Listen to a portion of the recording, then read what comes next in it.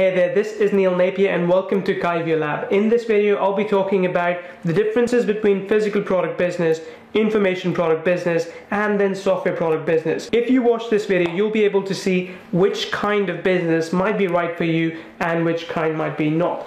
In this case, you can go with the one that you like and just ditch the ones that you don't want to do. So I've got something mapped out basically here, and I hope you can see this.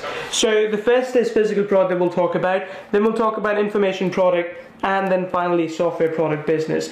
So let's first discuss about physical product business. This typically involves setting up a store, say on Shopify, or some kind of funnel where you are giving away a free plus shipping offer. Or if you've got a Shopify store, then you've got a store with multiple different products that you may be drop shipping from AliExpress, or you bought them in bulk and you are selling those products one by one. Now that model is a good model if you have a few things set in place. What you need to begin with is money. That is, if you're going to get all the products in bulk and then deliver yourself.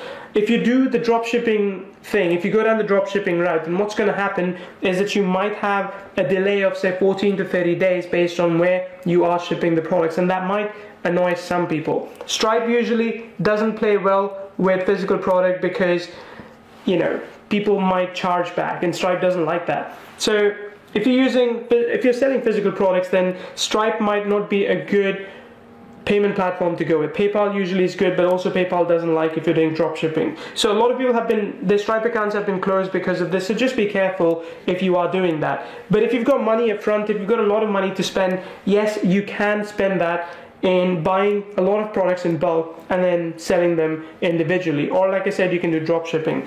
Thing though is that with physical products, as of now, you have to spend a lot of money on ads because physical product business cannot be run via affiliates. In most cases, it is not run via affiliates. So you need to spend money on ads, which means in the beginning, you really need to have money to make money. You need to master ads pretty quickly, because if you drop $1,000 and that doesn't make you enough money in time, then you can basically get disappointed and lose pretty easily. So if you're starting with a physical product business, I would strongly suggest having at least $5,000 in store for yourself.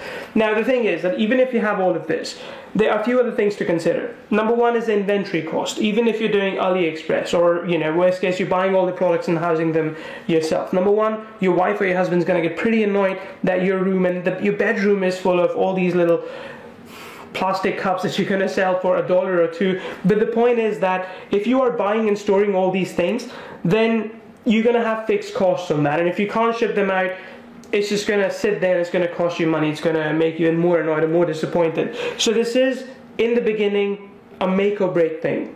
A lot of people quit physical product sales because they're not able to break it within, or they're able to make it rather within the first few months. So only go in if you've got a $5,000 to spend, a patient spouse, as well as the willingness to stick with it for some time.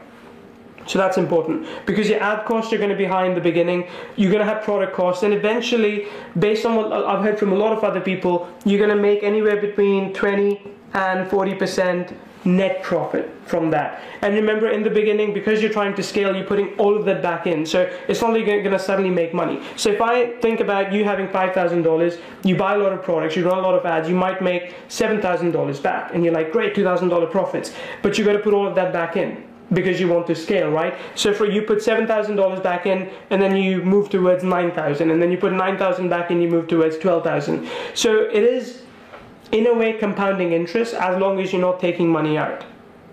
Someone I know, he partnered up with someone else so that they would invest $500,000 in their physical product business because they had worked out the funnels, they had worked out everything, they just didn't have money to put in. So of course, if you can bring someone in who puts in $500,000, well, that's going to give you a big boost with physical products. So it is a good model to do, but the problem is that you need money, you need patience in the beginning. Let's talk about the second one, information product model. Now this is really easy to get started. The barrier to entry is super low. Regardless of the market that you want to go into, as long as you're putting out great content, as long as people see you as an authority, you will make sales, you will make money. You can price your products anywhere between free, that is if you just want to generate leads, to even something like $5,000 if it is, you know, very well delivered. I have in past paid $2,000 for training product that lasted about 2 months.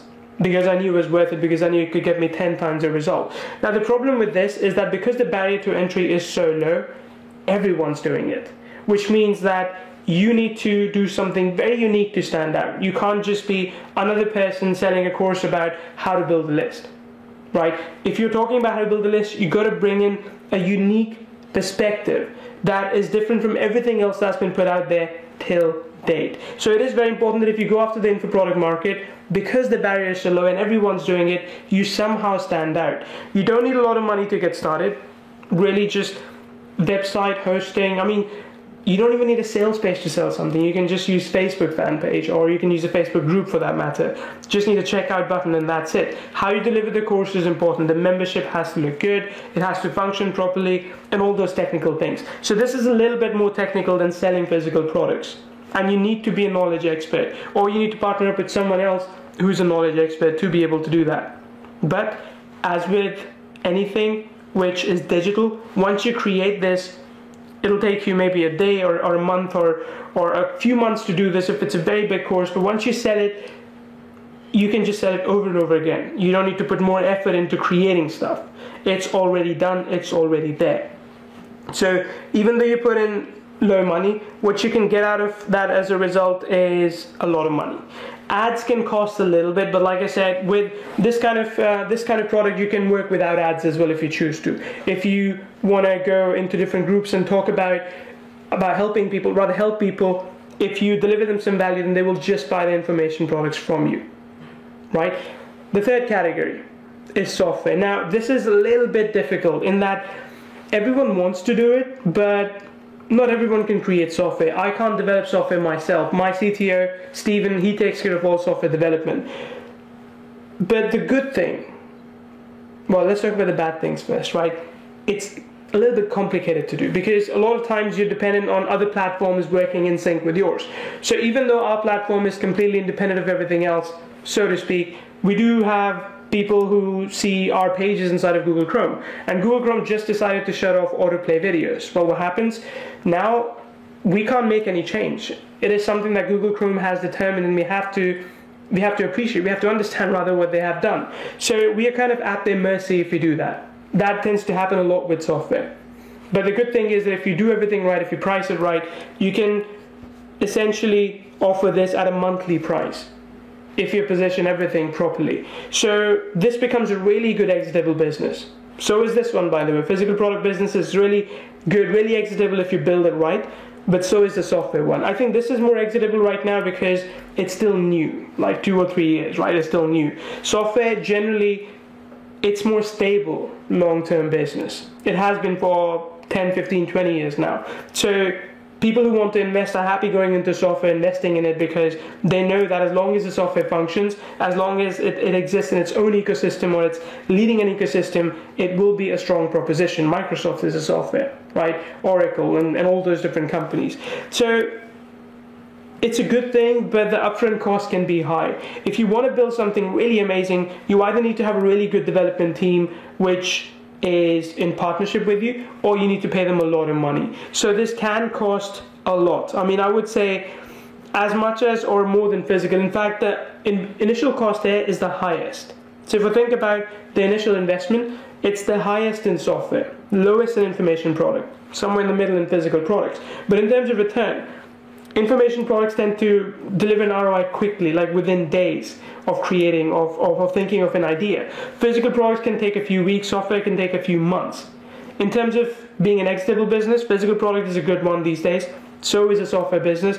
Information product business is not that exitable because it is all tied to you most of the time. So this is not something that people will gladly pay for, because if you leave, essentially they can't continue selling this anymore.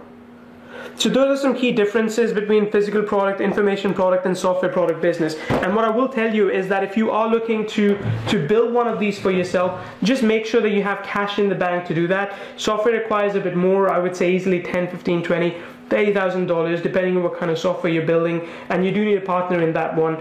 Physical product business is easy to set up, I mean relatively easy. You have to do a lot of hit and trial, you have to find the right product, you have to find the right traffic as well using ads. Information product, the easiest one to get started with, but you still have to bring something unique to the table. You can't bullshit your way to the top with this.